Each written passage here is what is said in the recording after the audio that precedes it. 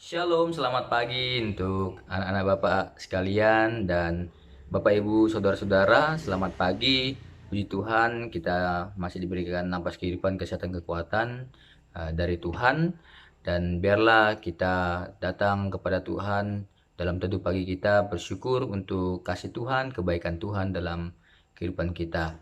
Mari kita menaikkan satu pujian kepada Tuhan dengan lagu Semua Baik. Mari kita bersama-sama memuji Tuhan.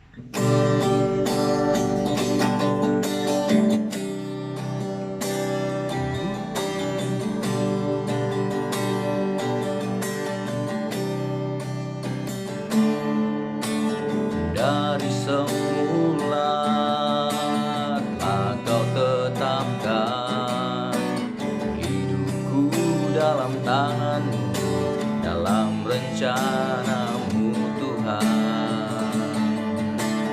Rencana indah telah Kau siapkan bagi masa depanku yang penuh harapan.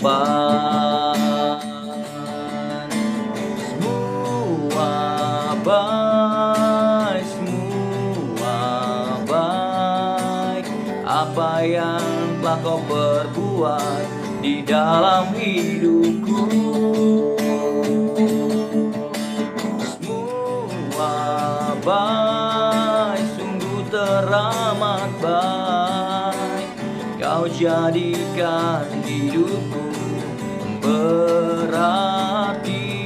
Semua baik, semua baik, semua baik. Apa yang telah Kau perbuat di dalam hidupku. Semua baik, sungguh teramat baik. Kau jadikan hidupku berarti. Mari kita bersatu di dalam doa. Kami bersyukur Tuhan untuk kebaikan Tuhan dalam kehidupan kami. Di pagi hari ini Tuhan masih memberikan kami napas kehidupan, kesehatan, dan kekuatan. Terima kasih Bapa untuk hari yang baru yang Tuhan berikan bagi kami. Tuhan, kami mau menikmati di dalam hadirat Tuhan melalui firman-Mu Tuhan. Biarlah Engkau menolong kami, supaya biarlah melalui firman Tuhan yang kami boleh nikmati pada hari ini itu menjadi kekuatan dalam kehidupan kami menjalani sepanjang hari ini. Terima kasih Tuhan, berbicaralah bagi kami siap untuk mendengarkan dan terlebih melakukan firman Tuhan dalam kehidupan kami. Dalam nama Tuhan Yesus kami berdoa dan mengucap syukur. Amin. Baik, kasih Tuhan, mari kita buka kebenaran firman Tuhan pada pagi hari ini yang terambil di dalam 1 Raja-Raja pasal yang ketiga ayat 16 sampai 28. 1 Raja-Raja pasal yang ketiga ayat 16 sampai 28. Demikian firman Tuhan. Hikmat Allah. 1 Raja-Raja pasal yang ketiga ayat 16 sampai 28. Hikmat Salomo pada waktu memberi keputusan. Pada waktu itu masuklah dua orang perempuan sundal menghadap raja. Lalu mereka berdiri di depannya. Kata perempuan yang satu, "Ya tuanku, aku dan perempuan ini diam dalam satu rumah, dan aku melahirkan anak. Pada waktu dia ada di rumah itu, kemudian pada hari ketiga, sesudah aku, perempuan ini pun melahirkan anak. Kami sendirian, tidak ada orang luar bersama kami dalam rumah. Hanya kami berdua saja dalam rumah. Pada waktu malam, anak perempuan ini mati karena ia menidurinya. Pada waktu tengah malam ia bangun lalu mengambil anakku dari sampingku, sementara hambamu ini tidur. Dibaringkannya anak itu di pangkuannya, sedang anaknya yang mati itu dibaringkannya di pangkuanku. Ketika aku bangun pada waktu pagi untuk menyusui anakku, tampaklah anak itu sudah mati. Tetapi ketika aku mengamati dia pada waktu pagi itu, tampaklah bukan dia anak yang kulahirkan. Kata perempuan yang lain itu, "Bukan, anakku lah yang hidup dan anakmu lah yang mati." Tetapi perempuan yang pertama berkata pula, "Bukan, anakmu lah yang mati dan anakku lah yang hidup." Begitulah mereka bertengkar di depan raja. Lalu berkatalah raja, yang seorang berkata, "Anakku lah yang hidup ini dan anakmu lah yang mati." Yang lain berkata, "Bukan, anakmu lah yang mati dan anakku lah yang hidup." Sesudah itu raja berkata, "Ambilkan aku pedang." Lalu dibawalah pedang ke depan raja. Kata raja, "Penggallah anak yang hidup itu menjadi dua dan berikanlah setengah kepada yang satu dan setengah lagi kepada yang lain." Maka kata perempuan yang mempunyai anak yang hidup itu kepada raja, sebab timbullah belas kasihannya terhadap anaknya itu. Katanya, "Ya tuanku, berikanlah kepada bayi yang hidup itu, jangan sekali-kali membunuh dia." Tetapi yang lain itu berkata, "Supaya jangan untukku ataupun untukmu penggallah." Tetapi raja menjawab, katanya, "Berikanlah kepada bayi yang hidup itu, jangan sekali-kali membunuh dia. Dia itulah ibunya." Ketika seluruh orang Israel mendengar keputusan hukum yang diberikan raja, maka takutlah mereka kepada raja, sebab mereka melihat bahwa hikmat daripada Allah ada dalam hatinya untuk melakukan keadilan. Puji nama Tuhan, berbagilah kita yang membaca, merenungkan dan melakukan firman Tuhan dalam kehidupan kita sehari-hari. Nah, anak-anak kasih Tuhan, renungan kita pada pagi hari ini yaitu hikmat Allah. Nah, ketika kita membaca tentang kisah Salomo, ya, apa yang dihadapi Raja Salomo bukanlah perkara yang mudah ketika dia mengambil keputusan.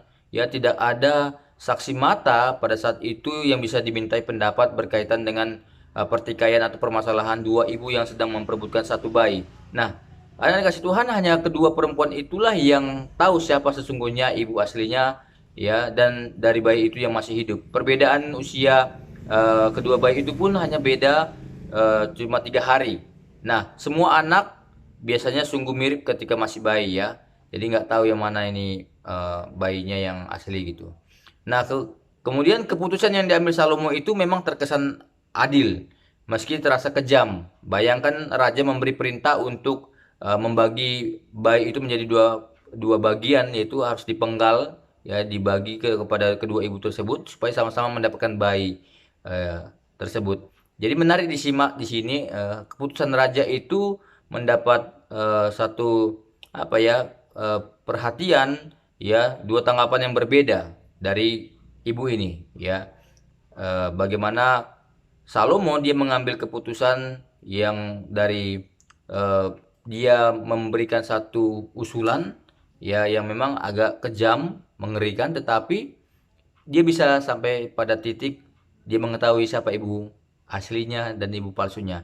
Nah, kemudian, ya, dari kedua ibu ini punya jawaban yang berbeda. Satu ibu ini yang dia menjawab, yang pertama dia bilang, "Jangan bunuh anak ini, berikanlah anak ini hidup-hidup kepada ibu itu."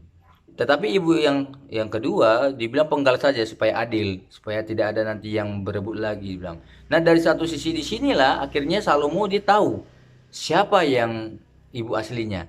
Ya, secara kita hati nurani sebagai seorang ibu tidak mungkin dia memberikan anaknya yang sampai mati, ya, membagi dua. Ya, kalau darah daging itu sendiri pasti membiarkan, ya, biarlah sama orang saja dipelihara daripada anak itu mati. Nah, sampai pada titik, ya, bagaimana taulah raja itu siapa ibu yang sejati dari bayi itu. Mengapa? Ya, itulah tadi alasannya, tidak mungkin ibu itu bisa melihat kematian anaknya di depan matanya. Nah, pertanyaan yang layak kita ajukan, mengapa Salomo mampu mengambil keputusan seperti itu? Nah, di sini kalau kita lihat di ayat 28, ya, penulis raja-raja mencatat bahwasanya ketika seluruh orang Israel mendengar keputusan hukum yang diberikan raja, maka takutlah mereka kepada raja, sebab mereka melihat bahwa hikmat daripada Allah ada dalam hatinya untuk melakukan keadilan. Nah, jadi sampai akhirnya seluruh umat Israel mempercayai bahwa apa yang dilakukan Salomo itu bukanlah olah pikirannya sendiri, tetapi Allah yang memberikan hikmat dalam hati Salomo. Itu berarti Allah yang terlibat dalam pengambilan keputusan itu, sehingga Salomo dijauhkan dari pengambilan keputusan yang salah.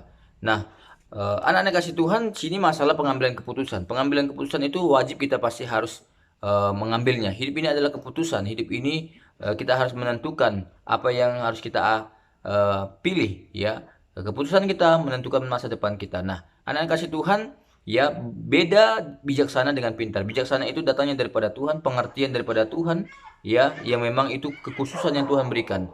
Nah, oleh sebab itu, anak-anak kasih Tuhan, mari, ya, kita bawa kepada Tuhan segala keputusan kita, segala apa yang menjadi pergumulan kita kepada Tuhan, sehingga Biarlah itu yang menjadi juga bagian daripada Tuhan dalam rencana ini. Ya, kiranya setiap pergumulan kita doakan agar kiranya Tuhan yang membuka jalan dan Tuhan yang akan menolong dalam keputusan kita. Mari kita serahkan seluruh kehidupan kita, keputusan kita kepada Tuhan agar kiranya Tuhan yang memberkatinya. Mari kita bersatu dalam doa, kita menutup teduh pagi kita dalam doa. Kita bersatu dalam doa.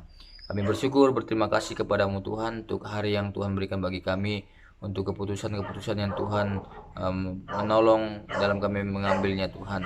Engkaulah yang memberkati dalam segala hal keputusan yang kami berikan, dan Tuhanlah yang memberkati dalam kehidupan kami, memberkati anak-anak dalam studi, memberkati guru-guru dalam mengajar, berkati orang tua dalam berusaha pekerjaan.